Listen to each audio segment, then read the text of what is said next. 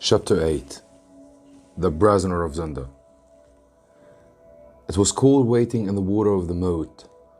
So, when Robert disappeared into the mansion, I slowly climbed out and waited by the drawbridge gate next to the castle.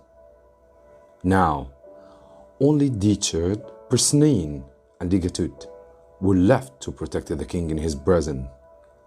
If only I had the keys to the king's room, but I knew I had to be patient. It was a quiet night, and it was about 1 o'clock in the morning when there was a loud noise from the mansion. I looked up at one of the windows and saw a shadow walk across the light. A woman's voice cried, "Help, Michael! Help me!" It was Antoinette de Maupin. This was exactly what I had asked her to say in my message to her. But it was around an hour too early before my friends had reached the front door to the mansion, and before Johann had time to open it. I pulled out my sword and stood ready for what might happen. Then I heard her calling again, "Help, Michael, it's Robert Henzo," called Antoinette.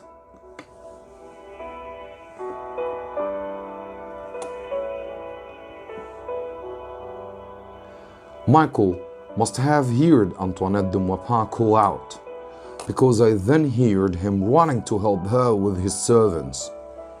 There was now a loud argument. "This woman has been writing secret letters to Rosendal." I heard Robert call out, "She needs to be punished." "Michael, she's my guest." I heard Michael say, "It's you who needs to be punished." There was a shout, and the noisy sword fight began in the room. It was hard to see what was happening, but briefly I saw Robert and Johann through the window. "That's for you, Johann," Robert called, striking his sword at him. "I know you are Rosendal's spy." What had happened to Johann? What if he had been hurt? How could he open the door for our men? From the noises in the room, it seemed that Robert was now fighting many men. Surely he would be caught. However, at the next moment, there was a loud cry, and Robert jumped out of the window and down into the moat below, where he swam away. Somehow, he had escaped. A minute later, Digatut appeared in front of me. So, I struck him with my sword, and he fell to the ground. Quickly, I looked through his clothes for the keys. There were 3.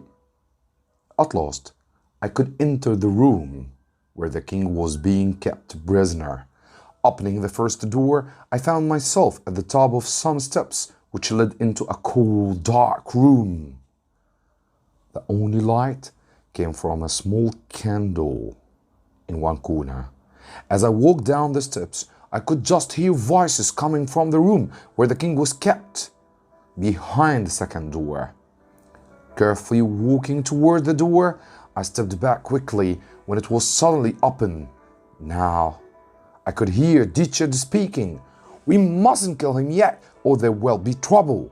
When a person appeared, I struck him with my sword. It was Persneen, who fell heavily to the ground. Understanding there was danger, Dietrich closed the door fast. Now surely he was alone in the room with the king. And remembering their plan, I knew the king was in real danger. Taking one of the keys, I quickly unlocked the door to the second room and opened it nervously.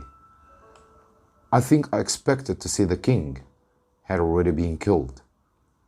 But once inside the room, I was relieved to see that Dietrich was being held by the king's doctor. The king, weak from illness and chained in one corner, looked on in fear. The doctor was too weak to hold Dietrich for long, And before I could help him, Richard broke free and killed the boot doctor with his sword. Richard turned to me and said, "At last!" I held up my sword, and it was lucky that Richard didn't have a gun. We began to fight. He was a much better swordsman than me and knew all the tricks. He smiled when he cut me on the arm, and I would soon have died if the king hadn't helped me. "My cousin Warulf," he cried, as if he only now realized who I was. He reached forward and pushed the leg of the chair into Richard's body. "Push hard," I called. "Push against his legs." With the legs of the chair against him, Richard found it hard to stand up. This made him angry, and he struck the king hard with his sword. But as he did so, he fell over the doctor's body. It was easy for me to kill him as he lay on the floor.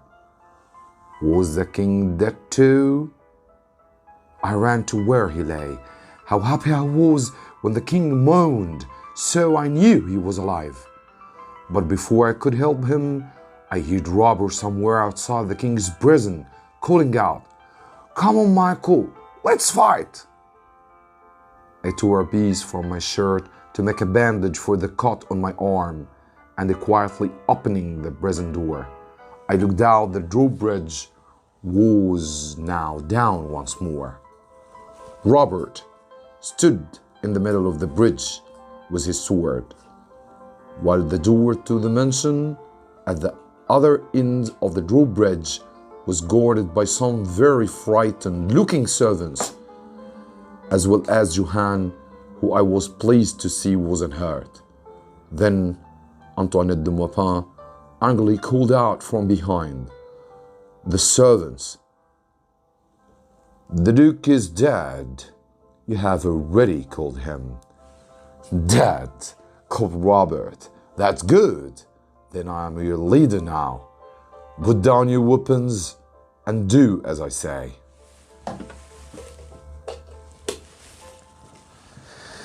Instead of putting down the weapons, however, the servant allowed Antoinette de Maupin to walk onto the bridge, and she was pointing a gun at Robert. But before she had time to show it, if indeed she planned to, Robert once again jumped quickly into the water below the bridge.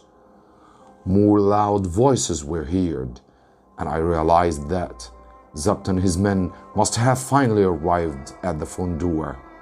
On the other side of the mansion, feeling confident that the king would be safe, I ran after Robert and also jumped into the water.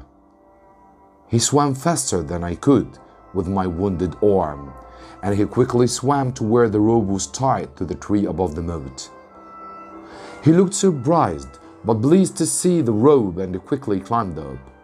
I was perhaps a minute behind him, and once at the top of the rope, I could see him running off into the forest.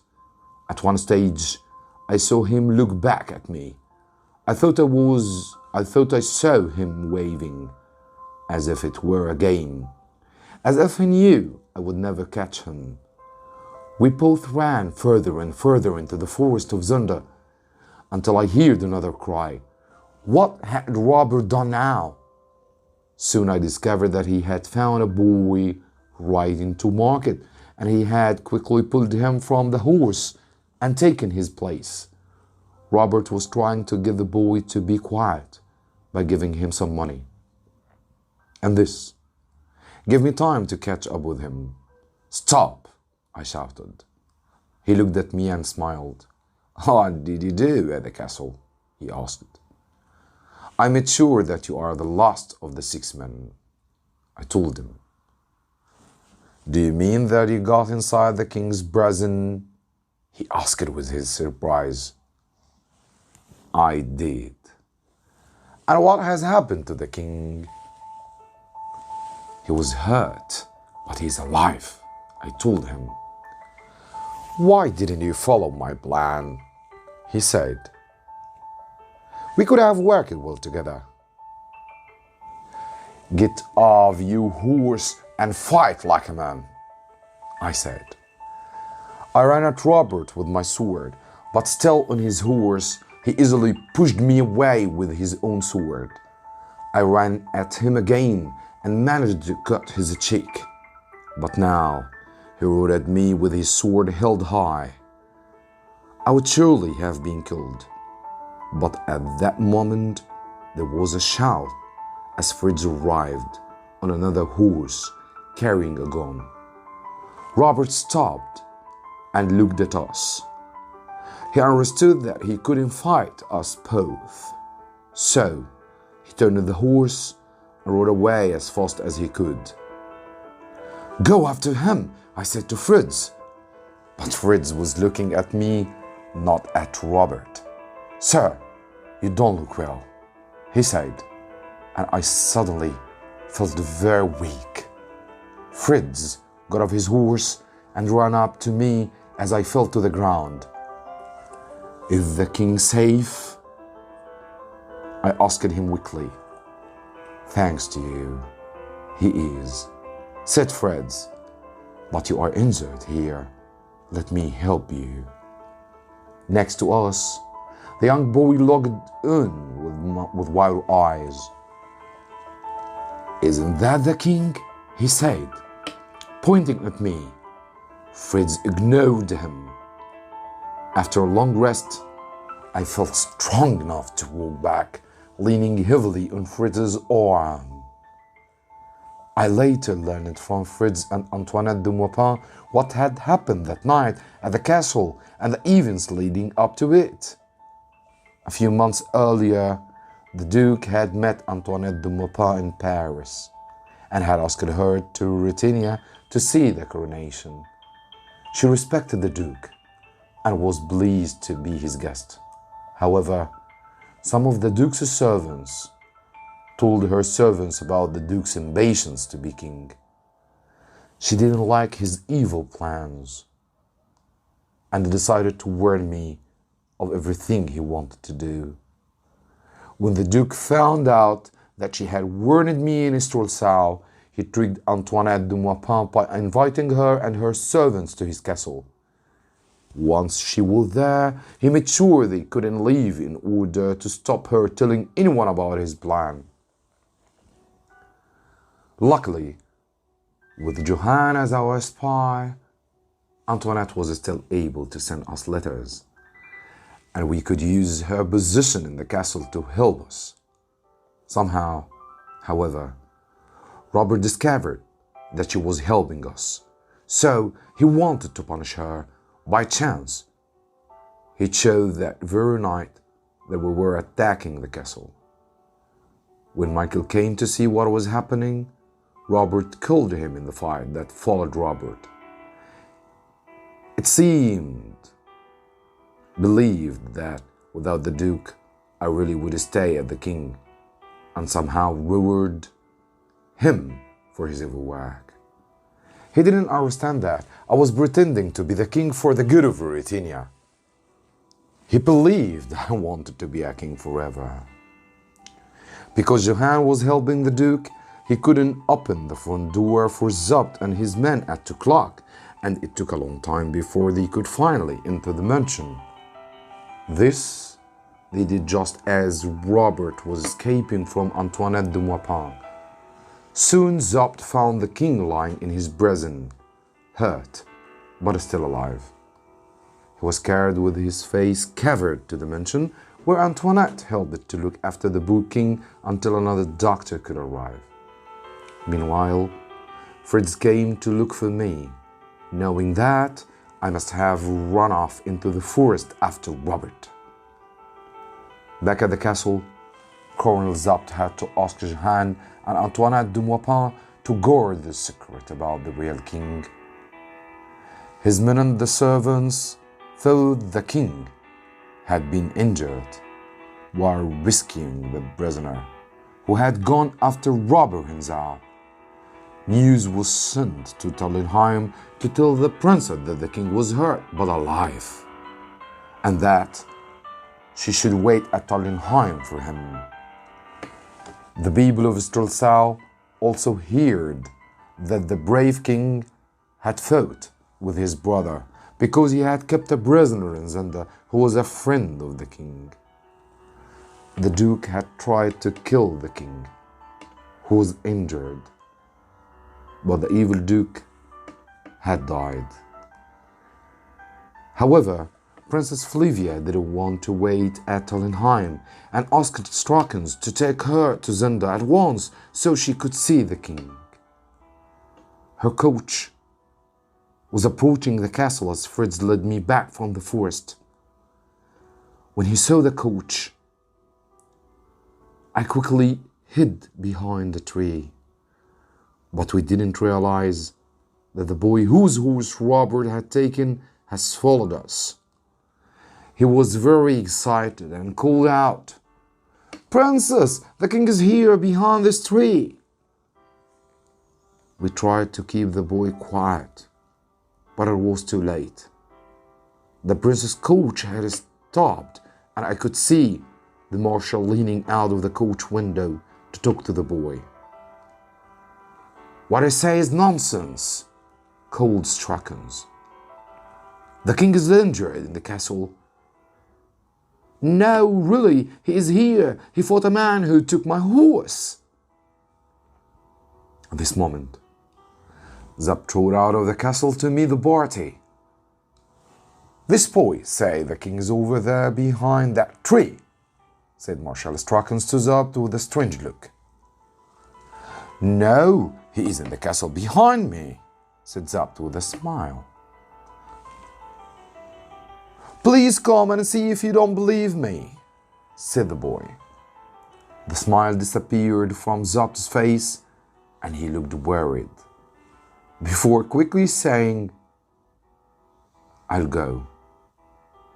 Let me come too," said the princess.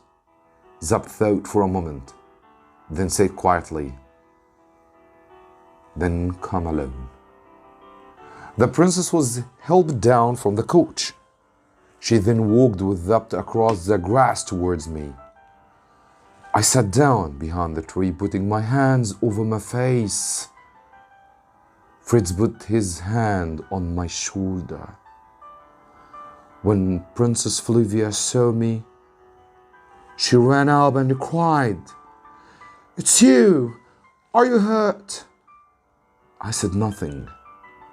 So she looked at Zap and said, "What is this game you are playing?"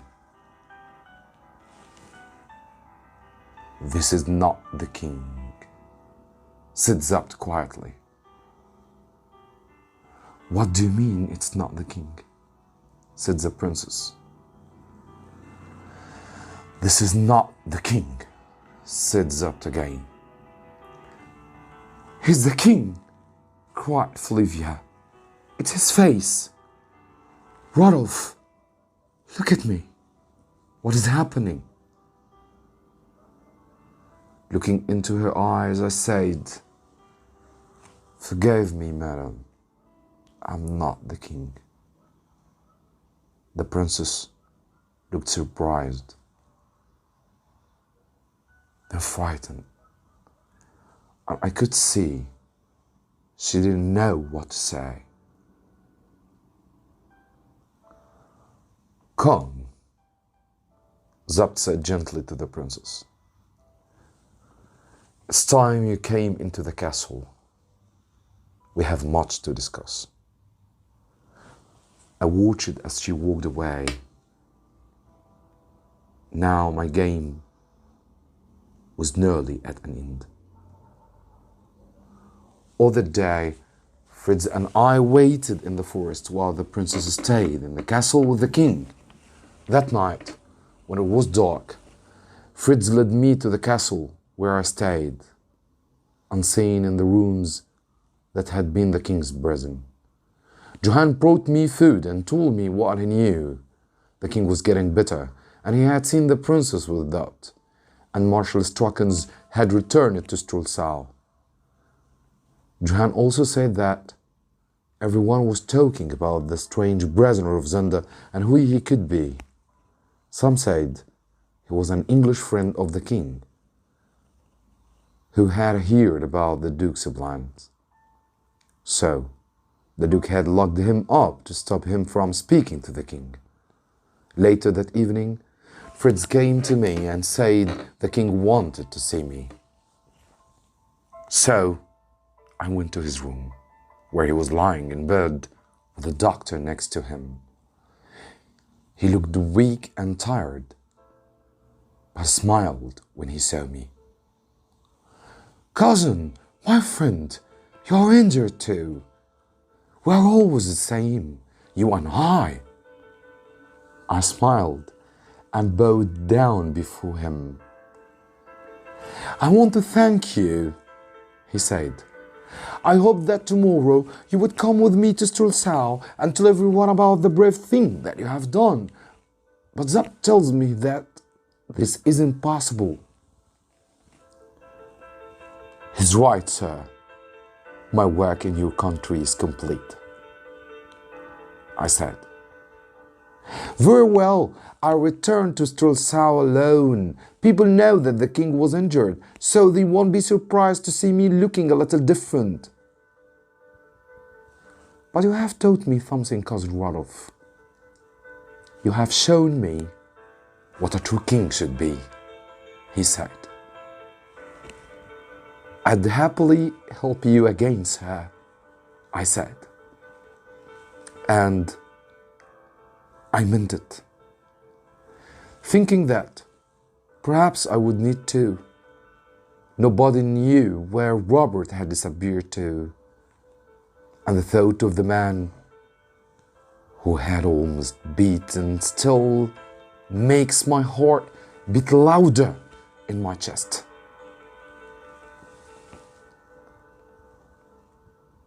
"The princess has asked to see you too," said the king. "She can come in now." "Does she know everything?" I whispered before she arrived. "She does," the king answered.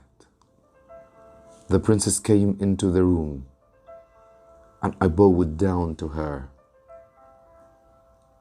"It seems you have tricked me," she said, but not unkindly.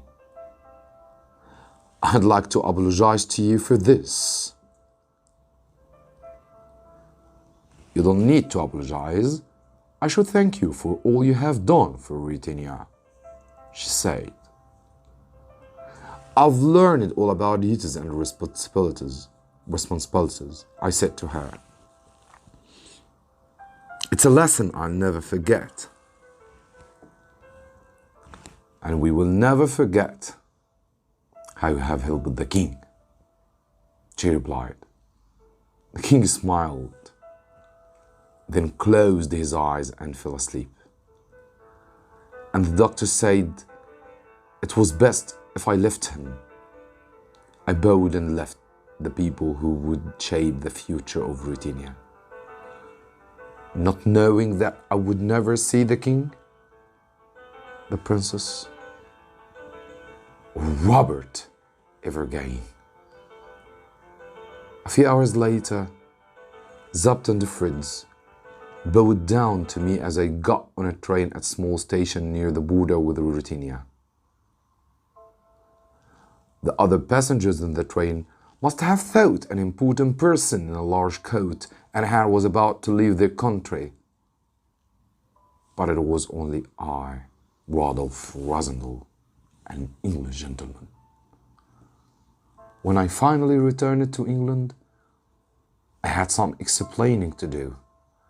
My brother Robert and his wife Rose told me that everyone had been looking for me, and Rose was very disappointed when I told her I hadn't written a book. "At least the ambassador has a job for you soon. He now knows which country he will be sent to." "Where that?" I asked. "Ruritania, Sir Jacob Burdell is to be the British ambassador in Strelsau." I don't think it would be a good idea for me to work there. I said. But you promised you would take the job, cried Rose. You are right.